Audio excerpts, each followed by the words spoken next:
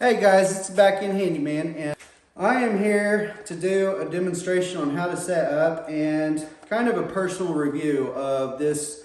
It says a peak top canopy. It's really for outside and setting up real quick events, you know. It does say in here, do not leave it outside in the sun for extended periods of time, which that kind of benefits me because the main reason I bought this was for a paint booth. And as you can see, I'm inside. So the paint booth, what that does is it makes it to where I can paint inside without getting paint all over freaking everything. Now, when I first got this, I was actually doing flea markets and stuff, and I thought it was one of those like the easy up canopies, which you just and they raise up, which in that instance, I couldn't use it inside because it'd be taller than the living room. But this one here has poles that go together, and I'm hoping I can make it to where it'll fit in here and I can use it as a paint booth without ruining everything, because I am going to be painting that door over there. Now, it's too cold outside to be painting the door outside and get a good finish.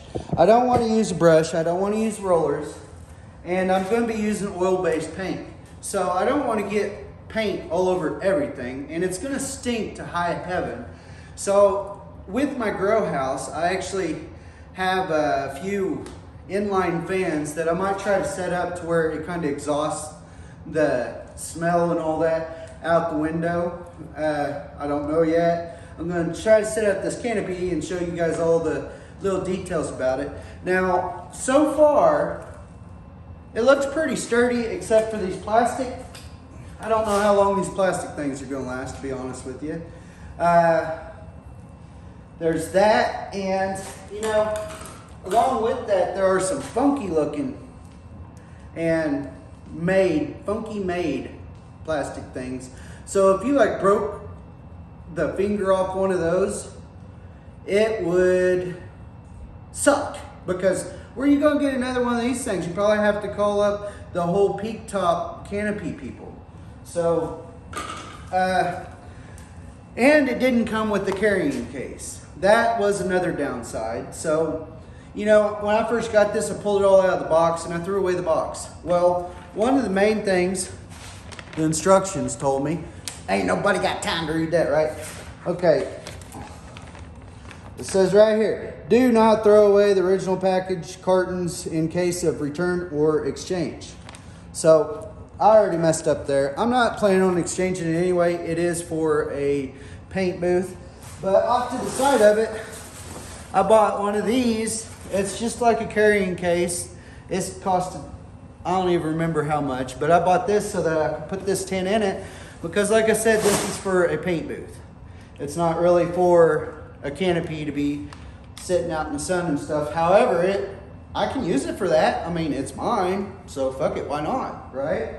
Okay, now, when I first got it, I didn't think I had to put the poles and all that stuff together. So I ended up buying the whole carrying case because it didn't come with one. And it has these. So you always want to lay it out and make sure you got everything before you tell them, oh, okay, well, it's a good canopy. Well, this is my first time setting it up because I didn't use it for the whole reselling stuff. But now I have to paint. It's cold as hell outside and I want to do it inside. So, of course, I'm not going to need the pegs and the rope because I'm setting it up inside. It's not going to be windy inside. All right, guys, the first part of the diagram is done. You got 343, 343, 343. The number 3 poles have a clip at the end, which this clip right here goes into the side that's going to have the plastic. Let's see how we got these things on the bottom. It's important that whenever you put this in, that you get it in that clip. Now, if you do put it in this side, it's still going to fit. But if you put it in one of these things, like that, all of a sudden you have a problem because sometimes it'll knock it down in there. Now that little clip easily comes out with some needle nose pliers. Just put it back in there till it gets down in that clip like that. And then of course you only clip it in the corners. Now you have the 4-piece corners which go on the 2/4 sides, and then you have the 5-piece centers which go in the middle. And the barrels, I don't really know what those barrels for. I guess it's for extra added support. So I'll give them a thumbs up on that one. But in the middle of these barrels, right there, these two actually come together like that. That's what the inside of the barrels look like. So I guess the barrels are extra added support, make it a little bit more durable. We'll see. But this is the first square I got. Now it's calling for the top and the legs. So, okay, as you see here, we got the center done. You got 2, 3, 2, 3, 3, 4, 3, 2, 3, you know, and the top you got the 5-way connectors. Just got to make sure that you get those little clips clipped in the holes for that part, so it's not too bad. I'm having a good feeling that this is going to fit inside the house.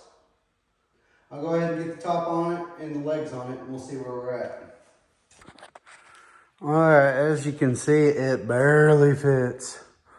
It's going up against the roof there. This is an average 8-foot ceiling, so it should fit in your house too. And what I was going to do if it didn't fit is just take on the bottom of these poles and cut off however much I needed to make it the right size. But you can also spread the legs out like that to where it'll lower the canopy a little bit. I doubt you're going to take it much lower than it is now, but you can spread the legs. Now, as you can see here, like those clips right there,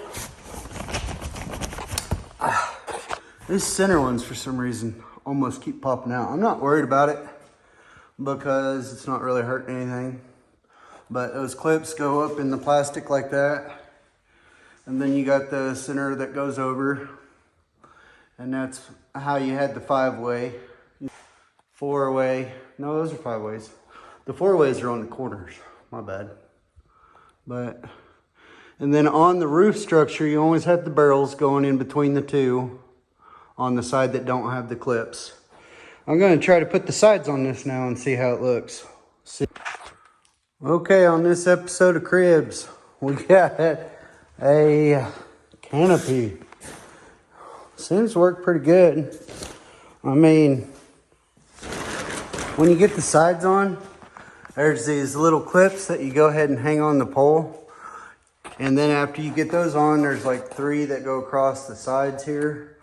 And then you go through and you put these little round eye loop things in. The plastic things, you just snap them together and it holds it up. And then you go and Velcro the sides together. Now, it's not going to be airtight. The main reason being is the sides don't go all the way down. So for a paint booth, I'd rather it go all the way down to where I can like set a brick or a board on it and curl it around it to where it holds it down against the floor. But I'll probably find a way to work around that. And you got a zipper at both ends, so that's definitely a plus. You put this on and then you got the sides on, and they give you a roll of tape too, I guess, to seal it up. So I'll get a look at that. I kind of just took some tape, went here and there to kind of connect the inside walls to the corner posts and all that. Now see, let's go ahead and come over here. Just tape these like that. And this is to keep the overspray from getting out and getting all over everything. I mean, when you paint, I'll have coveralls that I put on that cover my whole body. And you gotta let the stuff completely dry before you paint it again. when you spray it, it gets in the air and it gets all over the place.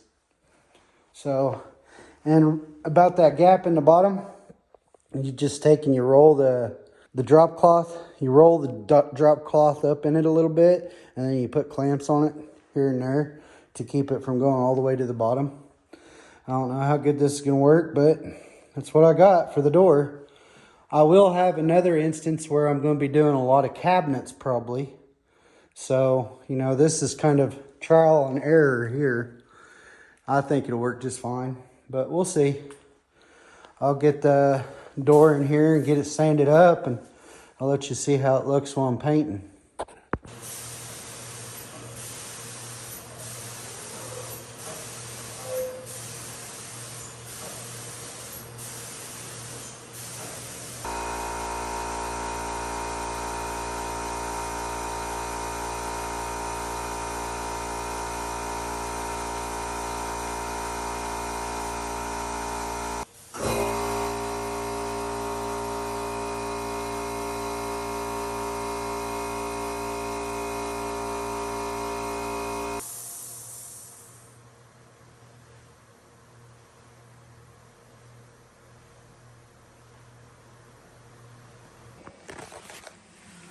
All right, got my little 4-inch fan over there. It's not really doing much, but you can see it is sucking out some.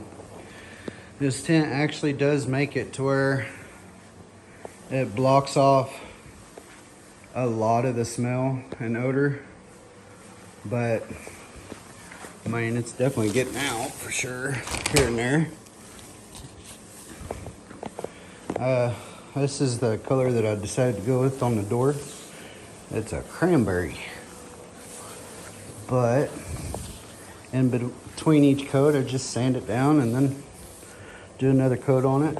But I'm about to do my second coat on this. I thought I'd show you what I got going on. But I'm gonna get to work.